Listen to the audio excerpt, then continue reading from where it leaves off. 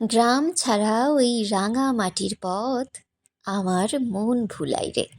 আমি আগেও বলেছি গান গাইতে আমি পারি না, তাই কবিতার মতোই। ওয়েলকাম টু সোমার সিস্টেম। রবি ঠাকুরের গান, রবি ঠাকুরের কবিতা আমাদের সব সময়ের জন্য প্রাসঙ্গিক। আর এইবার গ্রামে গিয়ে যখন নবান খেলাম, তখনও রবি ঠাকুরের গানই মাথায় আসছিল। এখনও গ্রামে গিয়েই নবান খাওয়ার প্রচলন আমাদের মধ্যে রয়েছে, যেহেতু ভিটে বাড়ি সব গ্রামেই।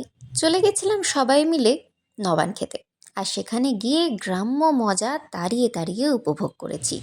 দামোদরকে বাড়িতে নিয়ে এসে পুজো করা থেকে শুরু করে গ্রামে অনেকের বাড়িতে দেখা করতে যাওয়া, নতুনের প্রসাদ খাওয়া, একটু একটু সাইকেল চালানো, সবটাই করে বেরিয়েছি আমরা। আমাদের গ্রামটা হলো পাড়ুই থেকে কয়েক কিলোমিটার দূরে নিতাইপুর গ্রাম, যেখানে এখনও গ্রাম্য পরিবেশের আনন্দ উপভোগ করা যায়, প্রাকৃতিক সৌন্দর্য দেখা যায়, মানুষের মধ্যে সেই যে গ্রাম্য সরলতা সেটা লক্ষ্য করা যায়। তবে সব থেকে আনন্দ কারা করেছে জানেন?